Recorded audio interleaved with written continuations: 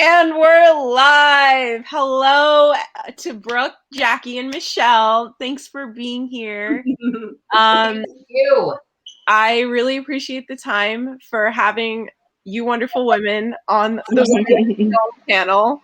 I would love each of you to go around, and we'll start with Brooke, and then Jackie, and then Michelle.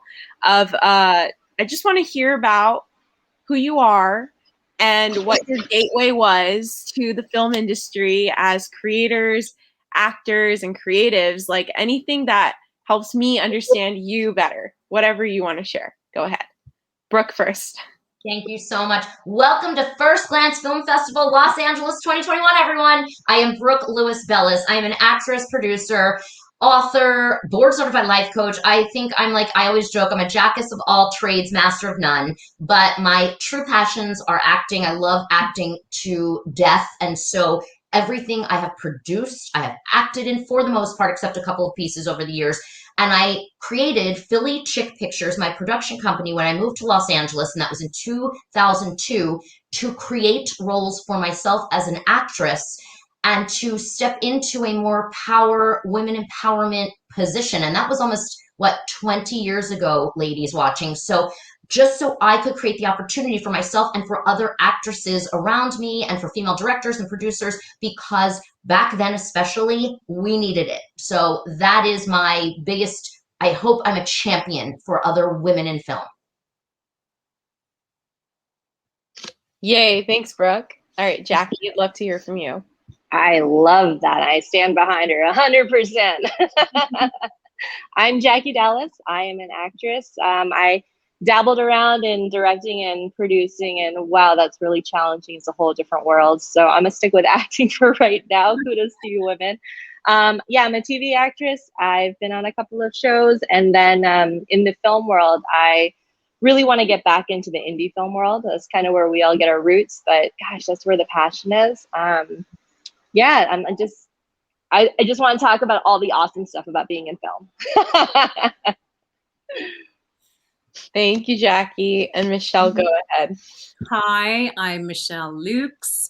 I am originally from London, but I'm mixed race, so I'm half white, half Asian. I've been in LA for about 8 years. I started as a ballerina, so I started as a classical dancer. I had a career and then transitioned into acting. I went back to drama school for 2 years. I did a classical acting course, graduated, did a lot of theatre in London, transitioned to TV, voiceover, and then when I came over here, made the transition to film, hosting, video games. Because you know what? In America, you are allowed to be everything and do everything, and it's not like that back home. So I embraced it. And then here I am. So that's me. Oh, thank you. And I'm glad that you feel like you can do everything here. And Brooke, thanks for introducing the name of the film festival. Obviously, as a moderator, that should have been the key, but oops. This is my first time moderating ever. So whoever's watching this, just FYI. I really wanted to just get down in the gritty and go to my next question. Being women in the industry, I apologize, that was my mail, but being in the industry, I want to hear what you think will advance the industry from where it is now. And what tools do you see that could be incorporated in film and TV that would expand work for you and other women? We'll start in the same order, Brooke. Okay. So, wow. I mean, we are, in my humble opinion, we are so close. We are so close, yet we're not there yet. And we have seen this ginormous transition. And I accredit a lot of it to some of the really powerful powerhouse TV creators like Shonda Rhimes, like, the filmmakers too, Ava DuVernay, and so all these amazing women who have stepped up, who doors have opened once they have pushed them open. That being said, if I had to choose one specific thing to share, in my opinion, I believe that the doors will open even further and opportunities will create themselves more when women start supporting women more. And I mean authentically, genuinely, honestly supporting women. And look, you know, we're all guilty, and I want to share this precisely. We are all guilty of, I own it, you know, I'm a hot mess. And there are times where like someone I know lands a TV series, and of course we are human. It is normal, natural to go, but why not me? You know, but when we can, and I say authentically again, celebrate one another's successes. And I have worked incredibly hard to be able to have the security, and I'm an insecure actress, but to have that security in order to support the women in my life and my circles, and acknowledgments quickly, both to Jackie and Michelle, who I have experienced, you know, events or industry situations with over many years. I'm an OG, and Michelle was honored with a huge award in Las Vegas at another festival. She was like a maverick action star. And Jackie, we've known each other through the industry, through horror films. And I can honestly say when this panel was put together, I was so excited because I'm very intuitive, but I also know these women, and I know that they genuinely support other women and genuinely cheer when you have a success. And whether it's on Twitter, Instagram, it doesn't matter. You can tell who is being authentic and who isn't. I know I can tell. And so once women start really supporting other women and cheering on and celebrating and toasting with champagne to their successes, whether it's an actress, whether it's a producer, one of my best friends just had her series, had a pilot brought to series on a major network, and I cried my eyes out because I'm so proud of her. And I'm shutting up in a second, but my point is, I think that we still have a ways to go before we can truly have a fully women empowered industry and supporting one another. I love the passion and I love the solidarity. Thank you, Brooke. Jackie, you. I would love to hear from you what your thoughts are. If you want, I can repeat the question. No, I think just piggybacking off of what Brooke said, I mean, she pretty much nailed it on the nose. You know, we as women in the industry, we have always understood that it's an uphill battle. You know, we're fighting the patriarchy here, and it's always going to be the men, it always has been the men in charge, particularly in the key positions that are responsible for bringing in women into other key positions to actually have the power and the authority to bring in other women. And I think one of the issues we've always had in the past is that we feel that there isn't room for two. You know, even speaking from like a diversity perspective, right? If I see a casting and I'm like, oh, they already have a lead Asian girl, like there goes my chances. And fortunately, like we're starting to shift away from that mindset, which is wonderful. I think one of the most beautiful things is actresses are taking control of their career in a way they've never done before, which is they're stepping into the producer roles and they're creating their own content, and not just at, you know, at a low, like an indie level, or, you know, creating your own YouTube channel. I'm saying like Hollywood level women who also, no matter how established they are, they see that it's still a hustle. You know, they're still having to scrap for their roles. And I really admire women like Reese Witherspoon, you know, Jessica Alba. They've gone forth and made their own series. You know, they've created their own. They've put themselves into the roles that they want to be. And it used to be only men could do that, or only men did do that. And now that women are stepping into that power, I feel like we're taking that power back. You know, we're no longer asking for someone else's permission to, okay, you can have this role, or okay, we'll make a role for you. Now it's like, no, we're just going to make our own. And I think that's a very powerful tool that we women are reclaiming. I totally agree.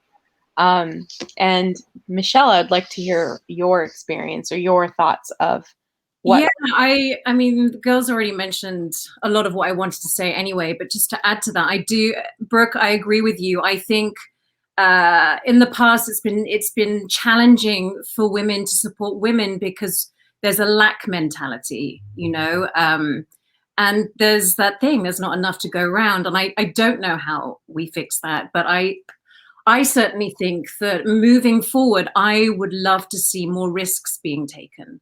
And I mean that in casting. For example, I mean, I know a lot of things that aren't getting made because the protagonist is a woman, or the protagonist is a woman over 35. Do you know what I mean? I see things that aren't being made because the protagonist is an Asian, you know? So I would like to see more diversity and more risks being taken.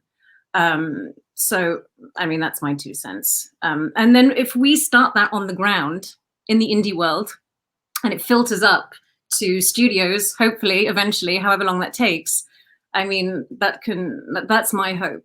And that's how I can contribute is on the ground at indie level. So create more work, get rid of that. I totally agree. I feel like this was something that was reminded to me, but studios follow indie models. For sure. It's just nature. And if indie sets create that kind of model of hiring leads that are not what were deemed popular or deemed marketable and based in reality, that will make a literal huge cultural shift. I also feel like women are going through a massive enlightenment phase where we're realizing, oh, we're all on the same team and we're all going to just create things for each other. I mean, that's been my experience, maybe because I'm a little younger than y'all. Like, I feel like I'm a small generation behind, but I feel like there is a community acknowledgement of that. So I really admire and appreciate you guys putting that input. I'd love to move on to the next question. How do you think the industry has changed in the past 10 years for women? And what do you predict the next 10 years will be in terms of changes for women in this industry? Brooke, I'll start with you again. So it really it's a perfect segue from the last question, because it definitely has opened up and changed in the last 10 years, for sure. Especially even in the indie world. I mean, so many of my friends who were actresses have graduated over to directing in the indie horror sci-fi land and indie dramas. I have seen so many more women graduate up to television, which is spectacular. You know, I'm watching more and more. Every time I watch TV anymore, I see who directed, and it's a woman I know, you know, who came up in the ranks from the indie world, and it is phenomenal. That being said, again, we are not there yet. I mean, let's discuss the Oscars. So Catherine Bigelow, right, won, right? Correct. So she won how many years ago? I don't even know. And then how many years later did Zoe, right? She did one for Nomadland. How many years were in between? I mean, and finally, what did we have? Like, I can't remember now, 2 women nominated for Oscars and Golden Globes for directing, blah, blah, blah, 2 or 3, whatever. So the change has not been drastic enough. That's what I want to bring to the forefront and the attention.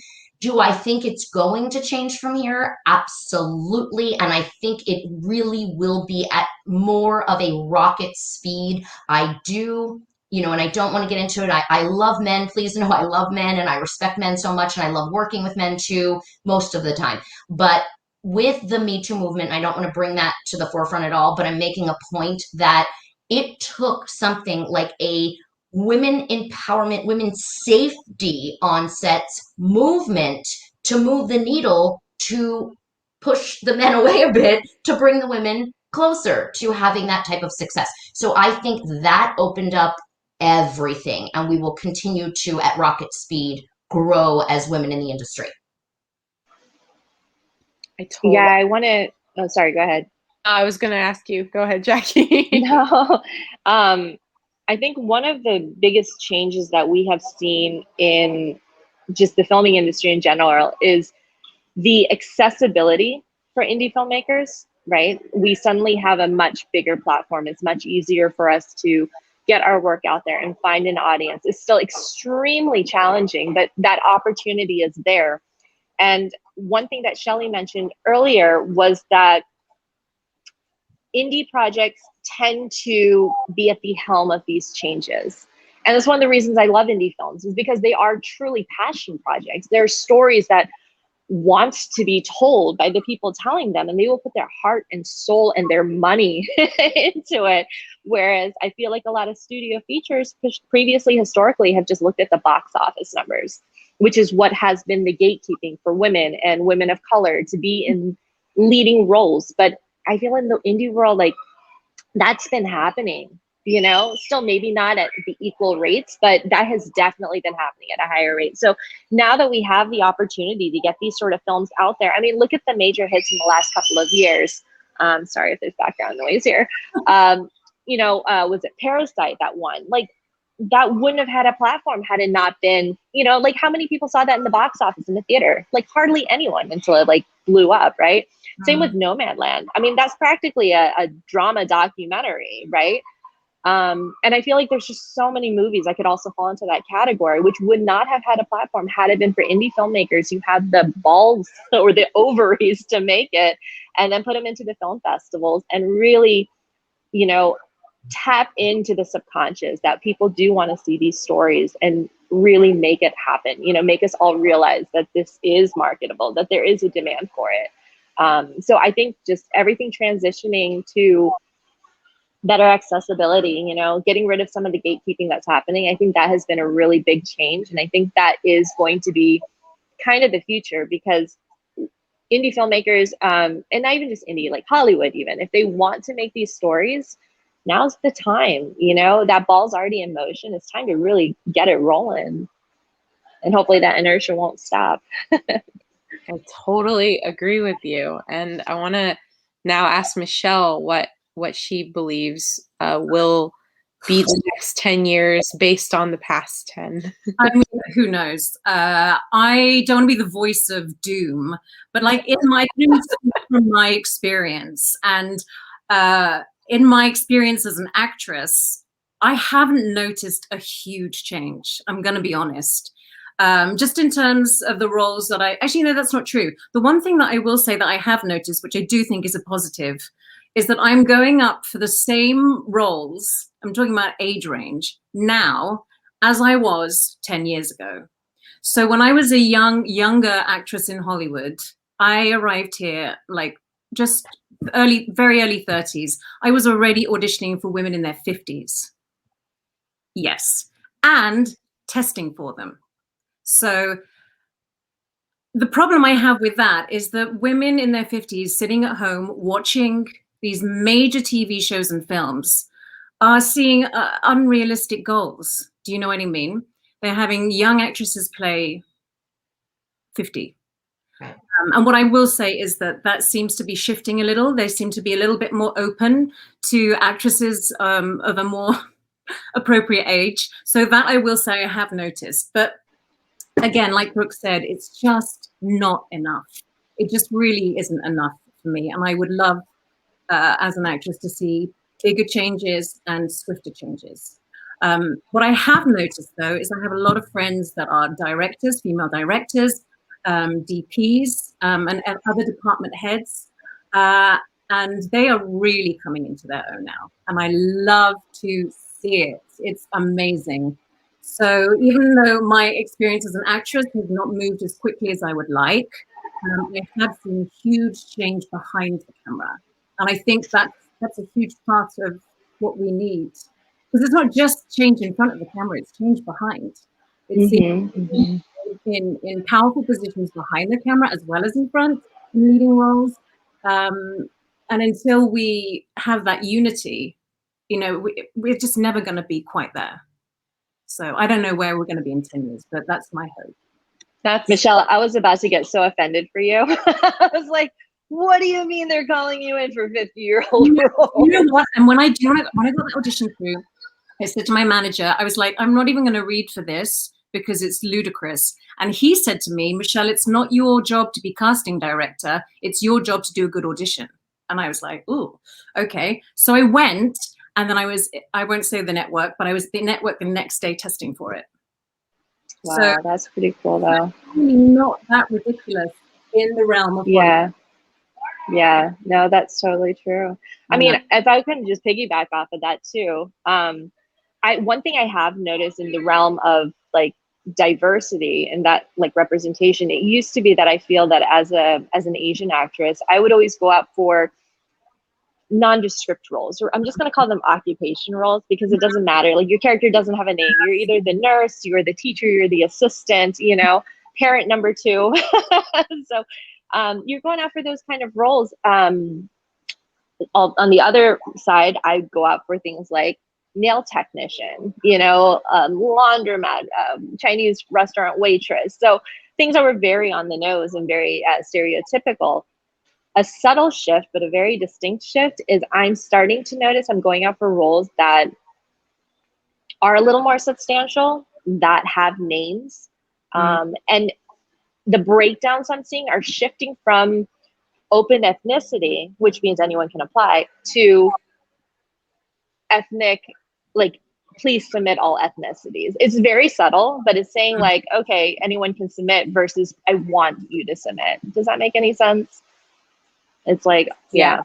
It does. If possible, I'll attest to it too. I used to get sent out for the role of terrorist. It's like weird how women too, with ethnically ambiguous features, let's call it, and my last name. I remember how many like Law and Order or NCIS whatever audition. I remember one audition. I just remember looking down and going, I'm done. Like, this studio, this casting office, we're done. Congratulations, we're done. Like, told my manager and she was like, you can't do it. And I was like, no, I'm not going to. It's just not my narrative. And I'm really sorry that each of you have felt put in some sort of category that A, wasn't accurate, or B, not a complete character development of you. Like, that's tragic. And boy, are they missing out on your talent and your expertise. Did anyone else want to add more to that? I just wanted to give an opportunity. I mean, I definitely feel like I have experienced that in a very different way. So because I'm mixed race, and I have this accent, so people don't want to cast me white because I don't really look white. But I have this English accent, so if there's a role for an English person, it's usually they'll cast a blonde-haired, blue-eyed person. So it's weird that I don't kind of know where I am. And then if there's an Asian role, it's like, well, she's not Asian enough. Do you know what I mean? And so you kind of don't fall into that category either. And so you end up in this no man's land where you could be anything, but you're never anything. Do you know what I mean? I just wish that there were more parts where it didn't matter what the fuck I looked like. Do you know what I mean?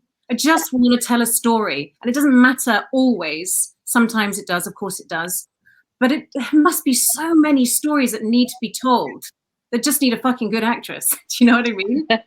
I feel that too. I'm told I'm not Indian enough, and I'm 100% Indian. And I grew up in India. Crazy, right? It's so bizarre. I think like one of the things that Hollywood is always so preoccupied about is labels. I mean, it is a reflection of society to an extent, but it's always a preoccupation with labels. I mean, even in the breakdown, they're like, must be white, Caucasian, or Asian, or I don't know, even however they want to break it down. They've always included a physical description with everything. And I understand on one hand, if it's like a cultural show that takes place in a certain area, or if they're trying to put a family together, like there are reasons, I totally understand, but a lot of times I just don't get like why that label even has to be there. And what I find very funny is now that we're trying to debunk labels, right? We're trying to be like, oh, look how diverse we are, look how representative we are. They're still putting specific labels. They're just putting underrepresented labels. We're looking just for trans people. We're looking just for bi people. We're looking just for Asian people. Like, it's an effort, I suppose, but it's still kind of funny and ironic to me that they haven't really gotten the point. Does that make sense? Hey, Jackie, do you think that's to do with how now production are often having to tick those boxes? I hate to be so yeah, but it's like, there is a Asian person. So do you know what I mean? So they are being prescriptive because they are specifically looking to fill the quota of whatever. Well, I feel like there's also incentives now, and it's a good like intention. It really is. And I don't know, like, if in the long term, maybe by, at least forcing them to tick boxes, maybe at some point it'll become not a conscious decision anymore, like it has to start somewhere. So I think it's a step in the right direction for sure. I'm not arguing against it. You know, I don't want to call it like, you know, the affirmative action of Hollywood, but at the same time, we keep saying we have a long way to go. You know, we're not at the place yet where casting is truly blind. We're not at the point where, you know, a protagonist could be a woman and they don't think, oh, well, is that going to hurt the marketability of this movie? What is it? They're doing, they're wanting to have a like 50-50 behind the camera. Now, here's where I think this is a really, really positive thing, right? I think one of the reasons that we've always kind of struggled to get ahead and be in these positions is that we haven't had enough opportunities, even down low in the bottom, right? Like just to start, we haven't had enough opportunities to beef up our resumes and get the experience that we need to later on apply for those bigger positions, right? So I feel like at least in this phase, we are giving that opportunity to a significant number of people who would not have had the opportunity before. Mm-hmm. And at that point, it's up to the individual to really excel, you know, shine and get ahead and prove their worth. And then when they do make it to the top, bring everyone up with them, you know, because we really do, like Brooke said, we need to support each other. And currently, I think one of the stigmas we're fighting is once you get to the top, you're like, oh, this was so hard for me. You don't want to compromise anything that's going to knock you back down, whether it's, you know, bringing in another woman or, you know, causing someone to discredit you or question you. So it's hard. We're fighting it. We're fighting a system that's been built against us. I mean, like, look at the award ceremony. It's all white men. They're getting in trouble for it now. I know. But it just goes to show, I mean, it's the way it's been, and I'm so glad it's starting to change, but it's going to be a progress. It is definitely going to be a progress. I hope we get to see, you know, good things ourselves, but at least we can say that we're helping future generation of female actors and directors and cinematographers and everyone else. That being said, I'd like to segue into the next question. What is, and this is probably going to overlap with what we just discussed, but what is your personal biggest challenge you face daily or even like job to job on set? Or if there has been a previous challenge, and how have you been able to tackle it and feel like you're in control? Like, what has been your, if there's a structure you backbone off of, if there is one, I would love to hear each and every one of you share it. Brooke, we'll start with you. Okay, thank you. So honestly, so I feel challenged in this industry daily. Okay. And so I want to share, and hopefully something from my OG wisdom will help younger women in the industry. And for me, I feel, so, and again, I have to own this, I feel constantly challenged to prove myself. I feel constantly challenged to fight for respect, especially respect from men. And I'm talking outside of acting, that's a given. I'm talking from a producerial standpoint right now. You know, I am constantly feeling like I am in a battle in production. And I fancy myself to be a pretty fair and reasonable person, let alone woman. And I'm very giving and generous as a producer. So I am still, after over 20 years in the industry, and that includes producing features, you know, pilots, you name it. And I'm still fighting for respect. And it's something I feel deeply, very deeply. You know, obviously as an actress, and I'll get into it real quickly more as a producer, but as an actress, I'm insecure. I'm an insecure actress. I know it. I own it. I'm aware of it. So I have to take steps to manage that with anxiety and with comparing myself. And I mean, in a negative way for me personally, like, oh my gosh, you know, you walk into an audition and big names are in the room, like you said, for me, I still haven't conquered that yet. Like, I go into that panic zone. But back to the producing thing that I think is like really important about proving myself. And I want to share this because I've been through a few experiences recently where, you know, one thing, let me share, that one of my mentors, one of my male producing partners and attorneys said to me 10, 12 years ago now. And it was a project that was me and a bunch of very testosterone driven men. And no disrespect at all, but I felt like I was consistently made to play small, to be small, to not let my light shine, to not be empowered in the situation. And so I find that oftentimes when I'm the only female producer on a film project. And so, like, in that situation, my attorney and producing partner said to me, "Let me teach you something, Brooke." Hi, Jimmy. He said, "We are only as good, the contracts are only as good as the people who sign them." And it stuck with me forever because you think that you protect yourself. You think you're being a professional. For all the lady filmmakers out there, you think you're being professional. You think you're protecting yourself contractually. And I am the contractual queen. And none of it means anything because we are only as good as the people who sign the contracts with us.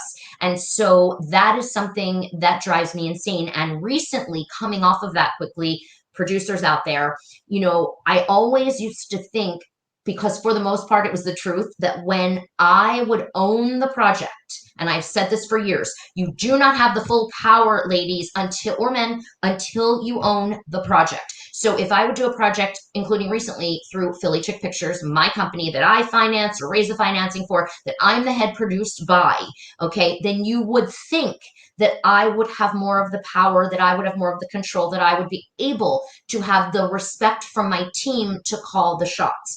And unfortunately, even that, and I share that as a hard lesson, even that has not transpired to always be true. And so whenever you're producing something, especially on an indie level, like you must do everything you can to respect yourself, to know when to walk. That's what another mentor of mine taught me years ago. I said, "How have you existed in?" And she's such a powerful female producer director now, and this is probably 15 years ago. And I said, "How have you existed in this industry as long as you have, and at this level of success and dignity and self-respect?" And she said, "Because a male mentor of mine many moons ago taught me, you have to always be willing to walk." So I share any nuggets of wisdom I can because that's how I have managed to navigate, shield myself, play fair, and no matter what anyone else says or thinks or how they handle it, I choose to handle it with grace and then sleep on my pillow at night and wake up with myself in the morning. That's beautiful. I'm glad that that was shared. And I think I personally, and I'm again still fairly young in the industry too, that is something that I've been actively learning in the past 2 years. So I really appreciate you voicing that because that's ringing a truth in me right now that I'm like, yes, I felt that. Thank you, Brooke, for sharing that. Jackie, I'd love to hear from you. I'm trying to think of something new because Brooke literally took all the words out of my mouth. It's okay. We can go to Michelle if you want. No, I feel like, no, go ahead. I mean, Michelle, do you want to talk? Yeah, I'm happy to.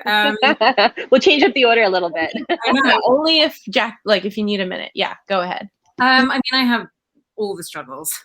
Like one big one for me as an actor is trying to stay creative in between jobs, because I'm not producing, I'm not directing, I haven't been writing, although I do right now. So a big challenge for me was to, and especially as I get older, because the reality for me is that as I've gotten older, the work has become less. And so there are greater times out of work. And so in the past where I was going from job to job, that was fine. And now suddenly I find myself with this big spaces of time where I am not working, at least not as an actress. And so that's been something new for me to navigate. And at first I didn't really know what to do with that space, because practically it meant having to do other work, which I was like, oh, well, I'm qualified for nothing else, but here we are. And then it was about, how do I sustain my creativity in these dark periods?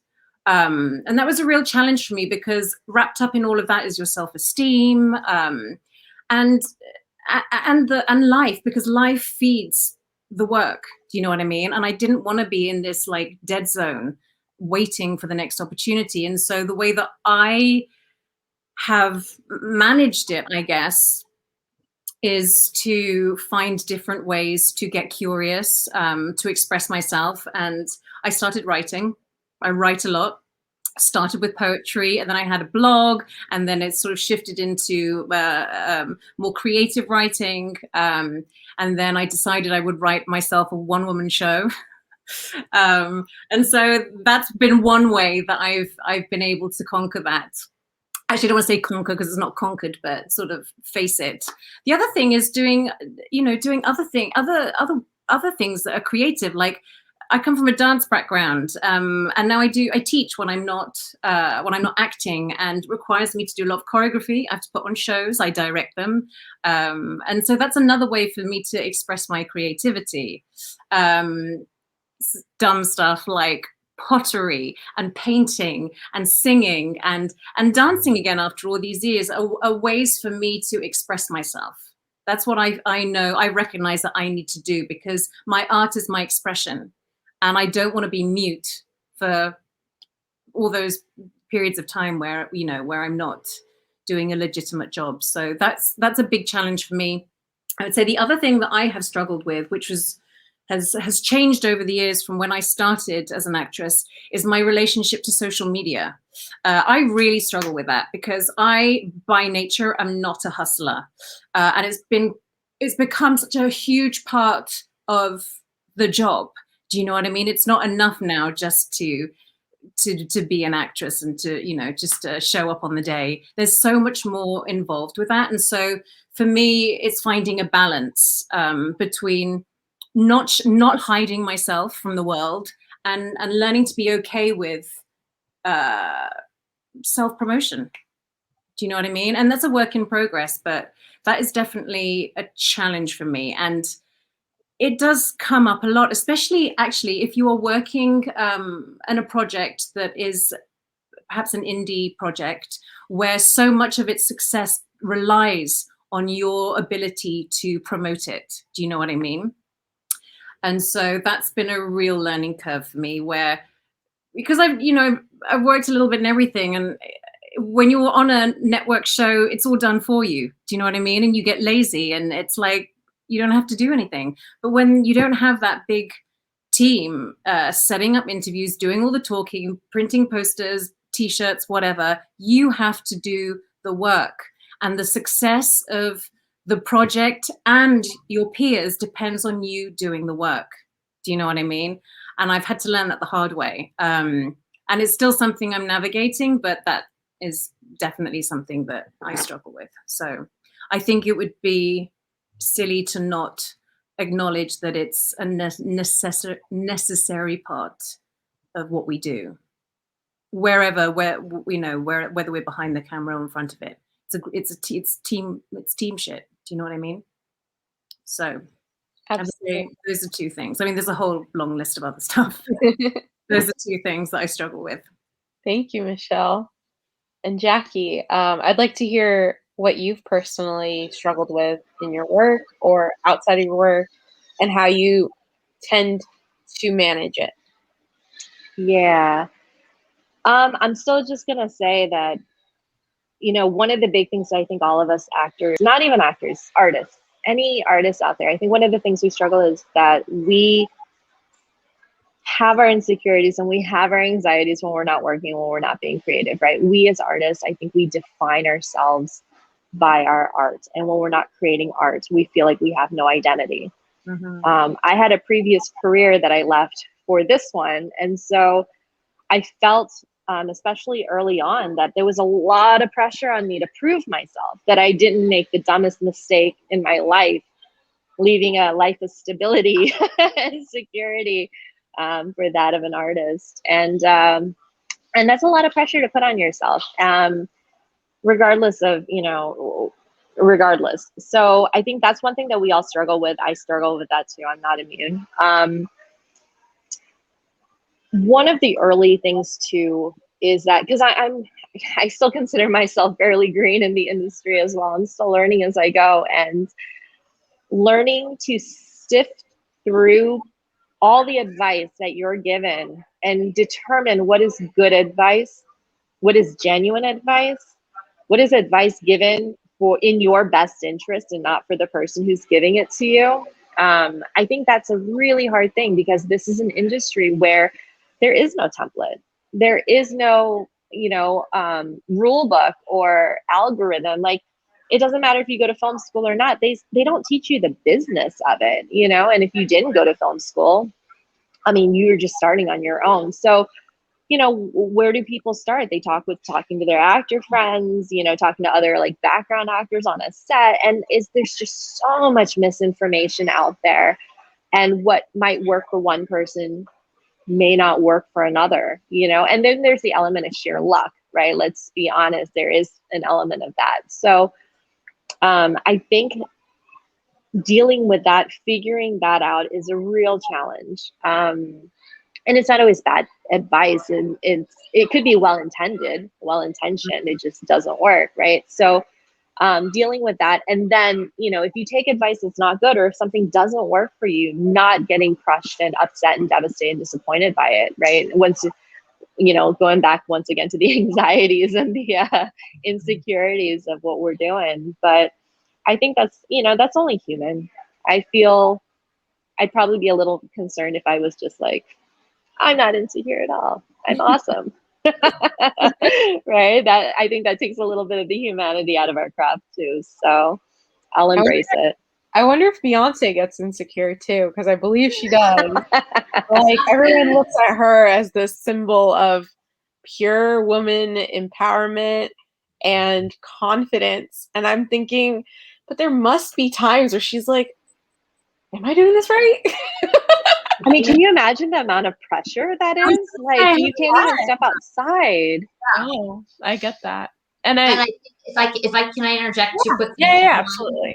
This is so brilliant for women to hear. Like, number one, when you're dealing with a Beyonce or you're dealing with like a J-Lo, and I happen to know some people who have worked with J-Lo, I feel, and I cannot stand, and I think you're all going to agree with me, number one, that it's almost like you become either, oh, she's insecure and crazy, or she's just like a bitch, and there's like no middle ground. And that's another thing that we need to start embracing as an industry, as women in the world. We need to all start embracing that we can have those different colors and different sides legitimately, and it's okay. One other quick thing I want to say to Jackie and all the women watching, and I love what you just shared, and I want to just share again from an OG, like, one thing I've worked so hard on over the last probably at least 5 years is the word, and I think it will resonate with you, discernment. So I have had to work diligently on having discernment in the industry and out of the industry, but see how that resonates with you, and women watching, discernment. It doesn't matter what anyone else has experienced in the industry, what anyone else thinks or feels, or their opinions, and everybody has one, we know that. It's what works for you, what resonates with you, not here. I always say, don't think it, feel it. Feel it. So anytime there's a choice to be made, or if someone's giving you an actress tip or a class to take or whatever, see how it feels, sit with it for a few hours, see how it feels in your heart and gut, and base it all on that. I really believe it will not steer you wrong. I agree. I totally agree. I agree. Yeah. I love that. Thank you. And I want to start. I wish I'd done more of that. I wish I trusted myself more over the years, because it's taken me X amount of years to actually get to this point where I was like, do you know what? Every single time, if I had just listened to myself, I would have been okay. Do you know what I mean? And I think we underestimate our relationship to self. Sorry, my computer's doing something weird. But we have the answers. We know. Do you know what I mean? And I think we just need to learn to trust ourselves. Sorry, I'm like so distracted because all these windows are suddenly. I don't know what's happening here. Women's intuition. Absolutely. And there's confidence that comes with that too. You have to have confidence in yourself to listen to that gut. And Brooke, one of the other things that you said was you always have to be willing to walk away. And I think one of the challenges is learning to say no, especially if your gut tells you this is wrong. Learning to say no. Yeah, because value. I feel like Sorry, you go, Jackie. You go. Oh, no. I was going to say, like, because when you're starting out, you're just so hungry, you're so hungry for work, and you might not have the savviness yet to navigate between what is a good project, what is not a good project, what is legit, what is not legit, what is expected of you versus what they're trying to get away with. And learning to say no is really hard early on, but I feel like that's something you have to learn real fast.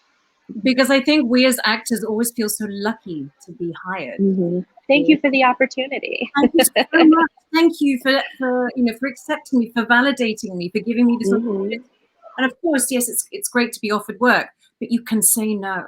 Do you know what I mean? You do not have to say yes to everything. And I think this all comes from the scarcity mindset, the lack mindset. Do you know what I mean? I think it's okay to be discerning. And yes, in the beginning of your career, maybe you don't have the luxury of being as discerning as a more experienced actress, but you can still listen and do what's right for you. I just don't, I only now am able to say no, and it still feels uncomfortable. You know what I mean? I have trained to be like, thank you. Do you know what I mean? And it's bullshit. It's fabulous. Like, you are lucky to have me. Damn straight. That's the attitude. I have a quick little story, a little anecdote if I could share. So one of the earlier roles that I had, I was going out for these co-stars, and they called me in for porn nurse number 2, and this is a network show, so nothing is seen. Porn nurse. So the context of it is like the main character is watching a porn on their phone, and they get busted. It's really embarrassing. It's really funny, but they needed someone to be the porn nurse, and nothing is shown because it's in the early like wow stage of it. But at the same time, I read that and I was like, I don't know if I want that credit. I don't know if I'm comfortable with that. Yes, I want to be on a network show. Yes, I want this to be like one of my first 5 credits. So that was a real wrestle for me. It was a real wrestle for me. Ultimately, I think that was the first time in like the Hollywood level that I said no. And I felt so guilty about it. I was like, oh my God, I hope my agent doesn't fire me. I hope, I had all these terrible feelings for listening to my gut, right? Fast forward a couple months, the casting office, they didn't take offense. They kept calling me in, which is wonderful, so reassuring. And a couple months later, I ended up booking a bigger, not porn related role. And I ended up on the show anyways, So listen to your gut. You're not making a mistake. It doesn't close doors. Don't burn bridges. Never burn a bridge. But a polite, no, I don't feel comfortable with this, or this isn't my vibe. I mean, like, I'm sure they can understand that, especially in certain contexts. But yeah, I mean, it's not going to listen to your gut. Good things will happen as a result of it. I totally agree with that. And that segues into the next question, which I think Jackie just nailed, or maybe that was a moment for her. But the next question was, for me, I want to ask you, has there been a moment in your career, whether it's a no or it's something else, that has really stuck out to you, that's, I guess, lived in you and has felt like a pinnacle of either yourself in your career or of your career? I'm curious to hear Brooke and Michelle, and then I can go back to Jackie last if you want. It's up to you. Whatever order anyone wants. Okay. I'll do you want me to? I'll go. Okay. Yeah. So 2, and I'll try to be quick. Two little answers. One as an actress, one as a producer. As an actress, and this is for all the actors listening right now. So as an actress, I was right out of college in New York, and I auditioned for a film titled 54. It was a Miramax movie. This is many years ago. It was a Miramax movie with A-list stars, Michael Myers, Salma Hayek, Nev Campbell, the list goes on. And back in that era, I was up and coming in New York with many up and coming, they being brilliant actors, i.e. Mark Ruffalo, Ryan Phillippe, who have now become megastars. So several auditions later, I booked the role of Mark Ruffalo's girlfriend, Rico's girl. And this is a Miramax film. I'm right out of college, super young. My agents at the time were big, and they were sitting me down, and everyone from casting to the agents were sitting me down saying, you are projected, and this is my dream, girls, this is my dream. You are projected now to become the next, like, Marissa Tomei Mona in My Cousin Vinny, which as a child was my fantasy in my life, okay? And so this is what is being told to me. And your career is about to take off. It's going to explode. I go to set to film, and it's Miramax. It's such a long story, but I share this a lot because I hope to inspire, but it will give hopefully clarity in some way to career and what sits with me still to this day, 20 years later. So we go to set, and Miramax goes over budget, and they have 5 scenes left over budget. The AD comes in, a female AD, by the way, and back then that was huge. A female AD comes in, sends me home. Agent calls, you're going back again the next day. Go back again the next day. I have 2 scenes playing Mark Ruffalo's girlfriend in the scenes with him and Ryan Phillippe. So next day, over budget again. To finally end the story, I brought back 3 days. They go over budget every time. And the last 5 scenes of the film are cut, 2 of them being mine. So for all the actors who are watching right now, that was supposed to be my big break at a very young age. It did not happen. It is probably one of the most painful memories because for me, I believe it would have changed the trajectory of my acting career. However, I learned so much from that experience.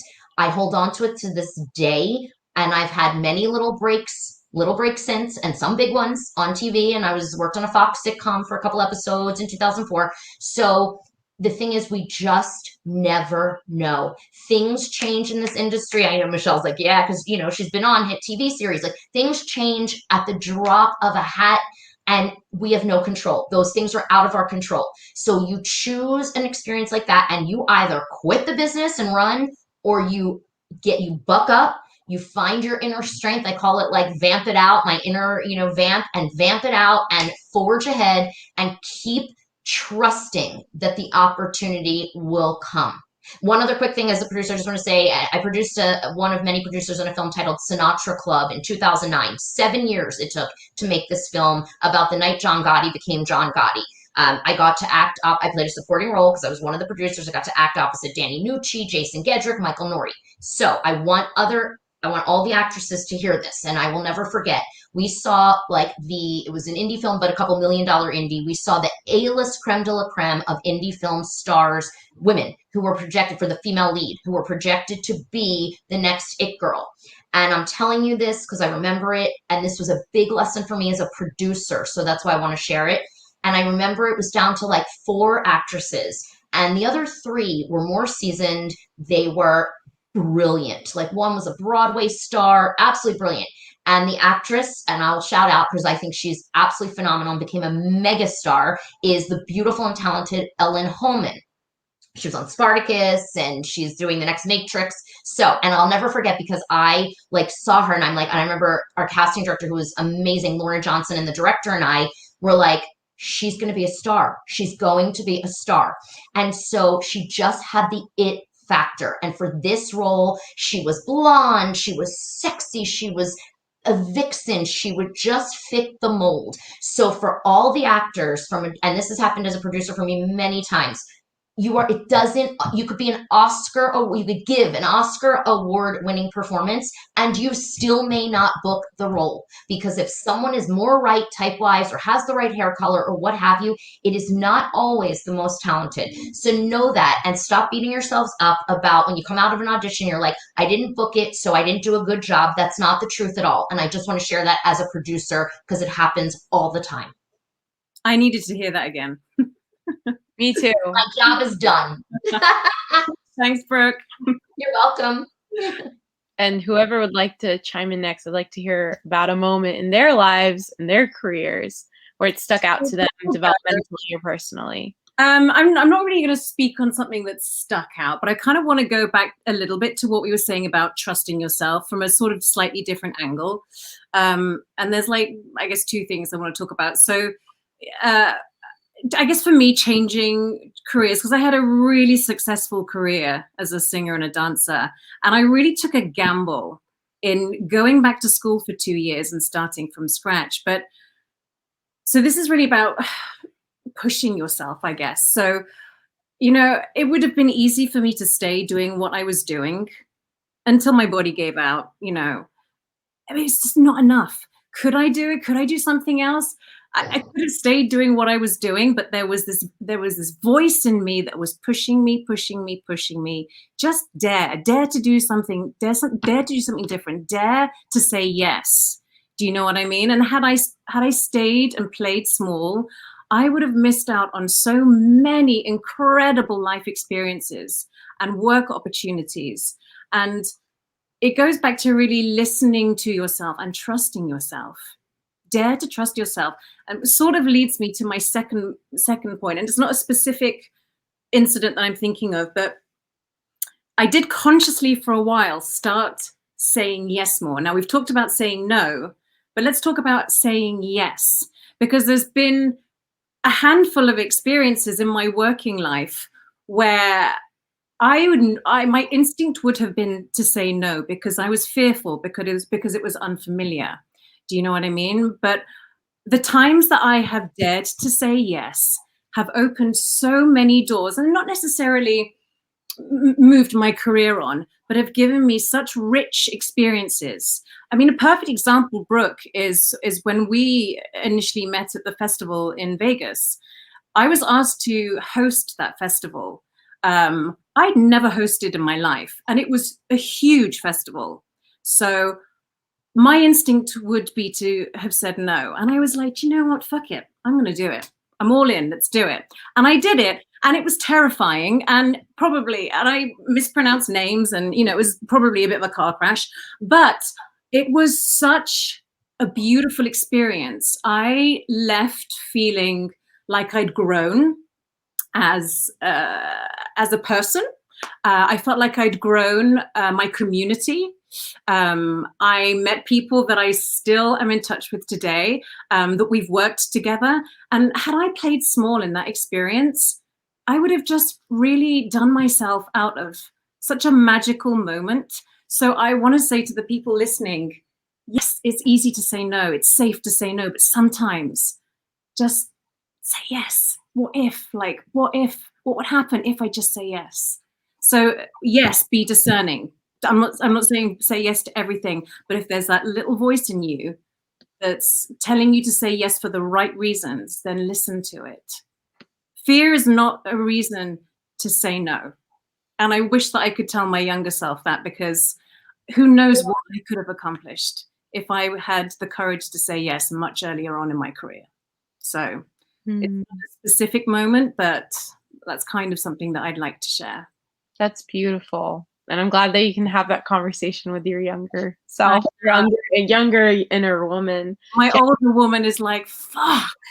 But you know, now I'm still saying yes, and like, you know, I still got a lot of love. So yeah. And Jackie, I'd love to hear from you. What moment has stuck out in your life or your career so far? Yeah, I'll keep it short because I know we're getting to the end of our time here. But one of the things Brooke said that really starts with me is that anything can change at any time. You know, like this industry is so fickle, unpredictable. You just have no idea, you know? So a moment for me was 6 years ago, very early on in my career. I auditioned for a role and I booked it, and I was so ecstatic. It was my very first anything credit. Nobody had heard of it. It's a brand new show. It's a pilot series. And I went and I told everyone, I was like, oh, I just booked this co-star, this 5 lines, you know, da, da, da, da. I was so excited. And everyone else is just like, yeah, whatever, you know. Turned out to be Stranger Things. And that show went on to become this phenomenon. And I just remember telling people, they're like, oh, what is it about? Oh, it's like monsters in the 80s and some kids. And they're like, who's in it? You know, Winona Ryder. She's like, hadn't done anything in about 15 years, you know? So no one had the same excitement for me, but it was a huge thing for me. And then it became what it became. I'm a fan. I just had one scene, you know, and I literally overnight started getting more followers on my social media. It opened the door for me to start going to comic conventions. I was fighting this, like, why? Like, I'm just nobody in this series. And in the scheme of things, no, I'm not a main character, but it opened these doors, which I was able to take advantage of. Now, because of the way the industry responded to me so immediately, I thought that was my big break too, you know? I was like, oh, this is great, da da da da da. It took me 2 years of auditioning before I booked my next role. So that was a very humbling 2 years, right? Because I thought suddenly that things were just going to happen. And that's a very important thing to remember, especially if you're starting out in the industry. Nothing is going to be handed to you. And don't turn down anything, because you never know what it's going to become, right? So you think sometimes like, oh, getting an agent is going to get so much easier. No, you still have to hustle. You still have to do the work. You think, oh, you've booked this one awesome thing, you're going to keep booking lots of awesome things. And no, it doesn't work that way. You have to work for it constantly.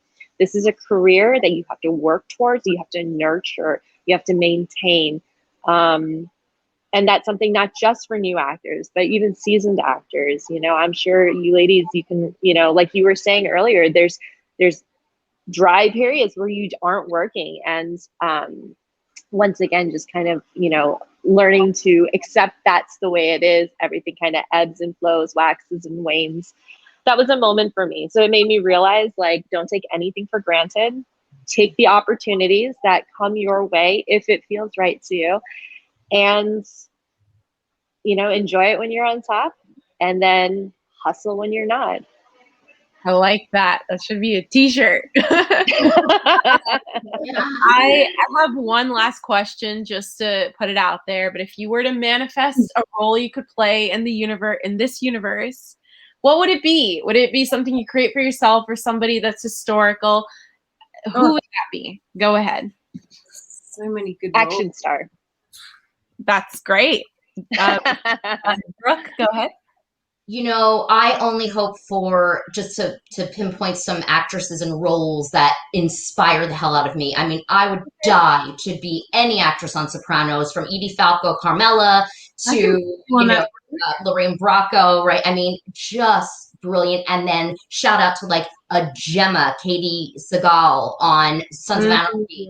Brilliant. And now Rebel. I mean, she just, those we need. Listen, female writers, producers, directors, we need more roles like Gemma and Rebel. You hear me? Yes.